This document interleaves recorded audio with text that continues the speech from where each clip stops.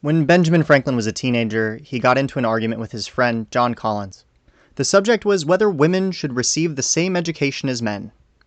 Collins believed women were naturally unsuited for serious study. Franklin took the other side, although he later admitted he may have done so partly because he enjoyed arguing. Neither could convince the other. So Franklin went home, organized his arguments into a letter, and sent it to Collins. Collins responded. Franklin replied back. Soon, they had exchanged several letters, each trying to dismantle the other's position. Then, Franklin's father found the letters. He read the entire debate. But instead of deciding who was right, he told his son something far more useful. Benjamin's spelling was better. His punctuation was better. But Collins was far superior in what Franklin called elegance of expression, method, and perspicuity. In plain English, Franklin's sentences were technically correct, but his thoughts were poorly organized, awkwardly expressed, and difficult to follow. Franklin thought he had been winning the argument. His father showed him that having the better position meant very little if he could not express it clearly. Most people would have defended themselves. Franklin instead built his own training program. Around this time, he discovered an old, incomplete volume of The Spectator, a celebrated collection of essays written by Joseph Addison and Richard Steele. Franklin read the essays over and over. He admired them, but he didn't stop at admiration. He began reverse engineering them. First, Franklin would read an essay and reduce each sentence to a short hint describing its essential meaning. Then he put those notes away for several days. After he had partially forgotten the original, he returned to the hints and attempted to reconstruct the entire essay in his own words. Only after finishing would he reopen The Spectator to compare his version with the original. Every difference became feedback. Where had the original used a more precise word? Where had Franklin's logic become unclear? Where had he placed an idea too early or too late? Where had the original moved smoothly while his version stumbled? Franklin wasn't copying sentences. He was trying to reconstruct the thinking that had produced them. And whenever his reconstruction failed, the failure showed him exactly what he needed to improve. But Franklin noticed another weakness. His vocabulary was limited, so he created another exercise. He converted some of the Spectator's prose into poetry. Writing verse forced him to search for words with similar meanings but different lengths and sounds. Then, after he had forgotten the original wording, he converted the poetry back into prose. Next, he took his short notes and deliberately scrambled them. Weeks later, he attempted to put them back into the most logical sequence before rebuilding the essay. Franklin said this was designed to teach him method in the arrangement of thoughts. That line reveals what he was really doing. He wasn't merely teaching himself to write beautifully.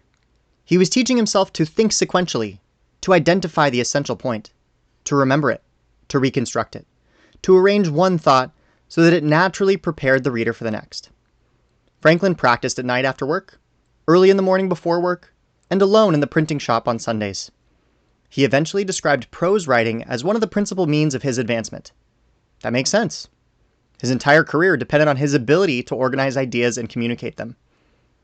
He was a printer, newspaper publisher, essayist, scientist, civic organizer, political advocate, and diplomat.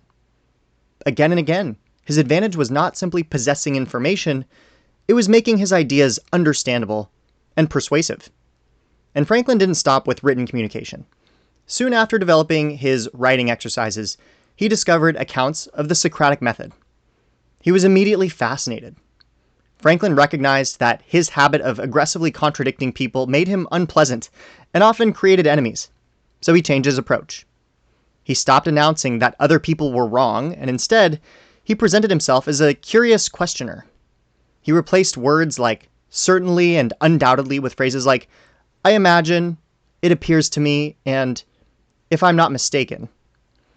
He learned to lead people toward conclusions instead of attempting to overpower them. Franklin credited this habit with making him far more persuasive. So the transformation happened in 2 stages. His father taught him that strong ideas are useless when expressed without clarity, the Spectator taught him to organize those ideas. And Socrates taught him how to deliver them without immediately creating resistance. Franklin was also participating in a method far older than he probably realized. Nearly 1,600 years earlier, the Roman writer Pliny the Younger recommended an astonishingly similar exercise.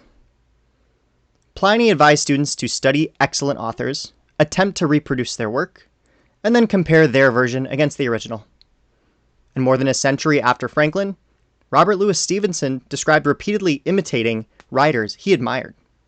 Stevenson called himself a sedulous ape. He admitted that his imitations repeatedly failed, but those failures trained his rhythm, construction, and ability to coordinate ideas. Across almost 2,000 years, the same pattern appears. Great writers did not begin by obsessing over originality. They studied excellence. They attempted to reconstruct it. They compared their work against a higher standard. Then they repeated the process until the underlying skills became their own. You can try Franklin's methods yourself. Choose one excellent essay from a writer you admire. Read it carefully. Reduce every paragraph to a one-sentence hint. Put the notes away for 2 days. Then rebuild the essay without consulting the original.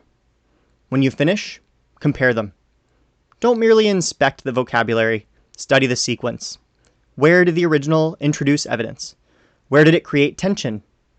Where did it anticipate an objection? Where did your thinking become vague? Then scramble your notes and try arranging them again. It will feel difficult, and that difficulty is the point. Today, AI can rewrite an unclear paragraph in seconds, but Franklin's method was designed to improve something far more valuable: the person writing it. Franklin's father gave him criticism. Franklin turned it into curriculum.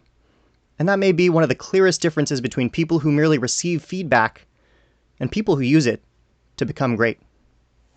If learning from the greats was good enough for Benjamin Franklin, it's probably good enough for the rest of us.